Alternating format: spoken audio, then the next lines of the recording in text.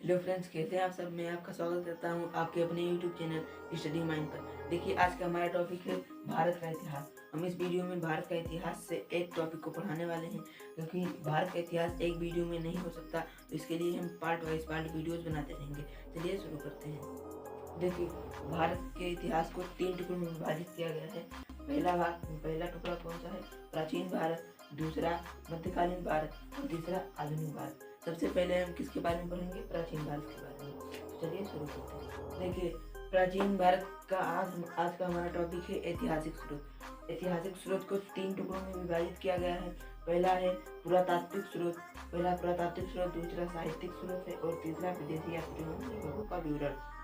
देखिए, इस वीडियो में हम ऐतिहासिक स्रोत के तीनों भागों के बारे में बात करेंगे। पहला भाग है पुरातात्विक स्रोत। चलिए शुरू करते हैं। देखिए, पुरातात्विक स्रोत में हमें मुख्यतः किसके बारे में पढ़ना है? अभिलेख के बारे में। पुरातात्विक स्रोत में हमें मुख्यतः अभिलेख के बारे में पढ़ना है। इससे और उसके अन्य भागों को आप इससे याद कर सकते हैं कि अभिलेख किस किस पर लिखे जाते हैं। लेख प्रतिमाओं पर भी लिखे जा सकते हैं, मुद्राओं पर भी लिखे जा सकते हैं और मूर्तियों पर भी लिखे जा सकते हैं। चित्रकला भी हो सकती है और स्मारकों पर भी लिखे जा सकते हैं। इससे आप अभिलेख के पुरातात्विक स्रोत के अन्य भागों के नाम याद कर सकते हैं। देखिए, इसमें सर्वाधिक प्राचीन अभिलेख कौन सा है? बोगसकोई से प्राप्त हुआ है, जो पश्चिम एशिया में बोगसकोई नामक स्थान से प्राप्त हुआ है। सर्वाधिक प्राचीन अभिलेख जो 1400 ईसा पूर्व का है। 1400 ईसा पूर्व पुराना है। इसमें 4 वैदिक देवताओं का वर्णन किया गया है। पहला है इंद्र, दूसरा मित्र, तीसरा वरुण और चौथा नक्षत्र। इन 4 वैदिक देवताओं का वर्णन किसमें है? सर्वाधिक प्राचीन अभिलेख पाया गया है कहाँ पर? पश्चिम एशिया में बोगसकोई नामक स्थान से पाया गया है, जो 1400 ईसा पूर्व पुराना है। दूसरा अभिलेख जो प्राप्त हुआ है, दूसरा अभिलेख बेसनगर से प्राप्त हुआ है, जिसे आप गरुड़ स्तंभ लेख भी बोल सकते हैं। उसका नाम गरुड़ स्तंभ लेख है, जो स्तंभ पर लिखा गया है। इसमें तब आप बोलेंगे कि जब लेख है तो उसमें कुछ ना कुछ तो लिखा होना चाहिए। उसमें भागवत धर्म के प्रसार का विवरण मिलता है। बेसनगर से प्राप्त गरुड़ स्तंभ लेख में भागवत धर्म के प्रसार का लेख मिलता है। तब आप बोलेंगे कि इतने ही लेख थे? नहीं, और भी लेख थे, आगे वीडियो में जानेंगे। देखिए, कुछ महत्वपूर्ण अभिलेख देख लेते हैं। सबसे पहला अभिलेख है हाथी गुम्फा अभिलेख। हाथी गुम्फा अभिलेख में किसका उल्लेख है? कलिंग नरेश खारवेल के बारे में बताया गया है हाथी गुम्फा अभिलेख में। दूसरा अभिलेख कौन सा है? जूनागढ़ अभिलेख, जिसे गिरनार लेख भी बोल सकते हैं। इसमें रुद्रदामन के बारे में बताया गया है और सुदर्शन झील के बारे में बताया गया है। तीसरा अभिलेख है नासिक अभिलेख। नासिक अभिलेख में गोमती पुत्र सातकर्णी और सातवाहन के बारे में बताया गया है, उनकी दिग्विजय के बारे में बताया गया है। प्रयाग स्तंभ लेख में समुद्रगुप्त के बारे में बताया गया है। मंदसौर लेख में मालवा नरेश यशोवर्मन के बारे में बताया गया है और अयोध्या लेख में शुंगों की उपलब्धियों के बारे में बताया गया है। देवपाड़ा लेख में बंगाल के शासक विजयसेन के बारे में बताया गया है। चलिए आगे बढ़ते हैं। हमारा पुरातात्विक स्रोत खत्म हो गया है। अब हमारा दूसरा भाग साहित्यिक स्रोत की तरफ बढ़ते हैं। देखिए, साहित्यिक स्रोत के बारे में हमें ज़्यादा नहीं पढ़ना है। साहित्यिक स्रोत में 2 चीज़ों को पढ़ना है हमें, धार्मिक साहित्य और धर्मेतर साहित्य।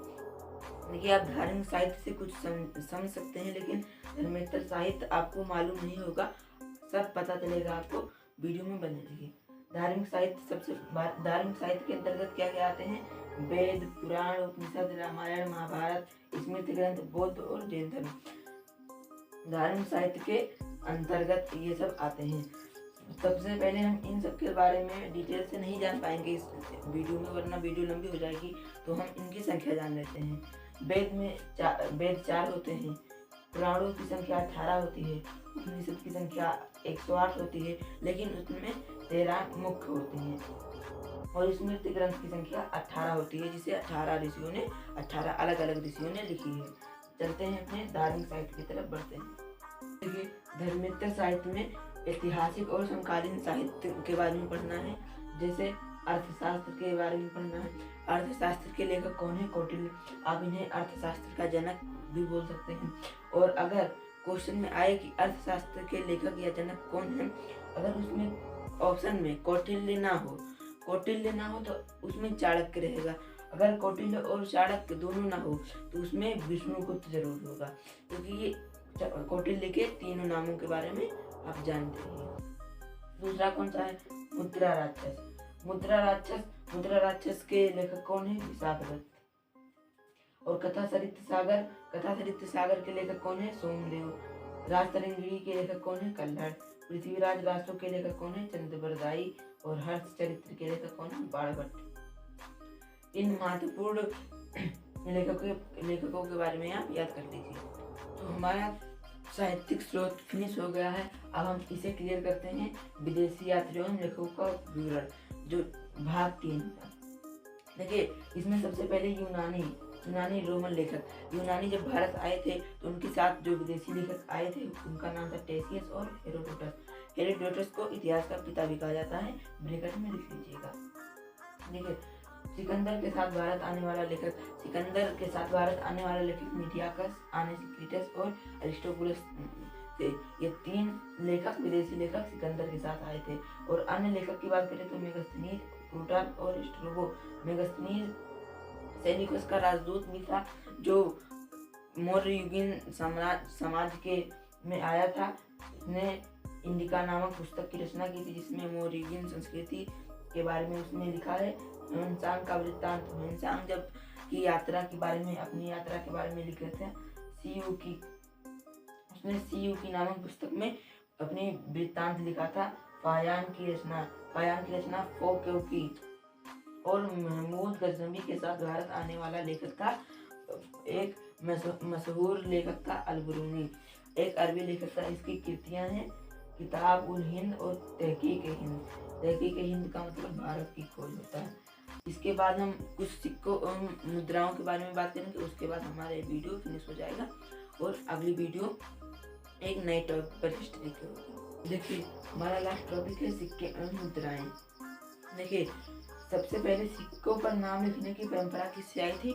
यूनानियों से आई थी। सिक्कों पर नाम लिखने की परंपरा यूनानियों से आई थी। तब आपके मन में एक सवाल उठा होगा कि जब सिक्कों पर नाम लिखने की परंपरा यूनानियों से आई थी तो क्या उससे पहले सिक्कों पर कुछ नहीं लिखा जाता था, बिना लेख के होते थे? तो इसका उत्तर है सही। यूनानियों के भारत आने से पहले सिक्कों पर नाम लिखने की परंपरा नहीं थी। वो एकदम सादे रहते थे, उस पर कुछ भी नहीं लिखा रहता था। तो उसको हम क्या बोल सकते हैं? आहत सिक्के। उसको क्या बोला जाता था? आहत सिक्के।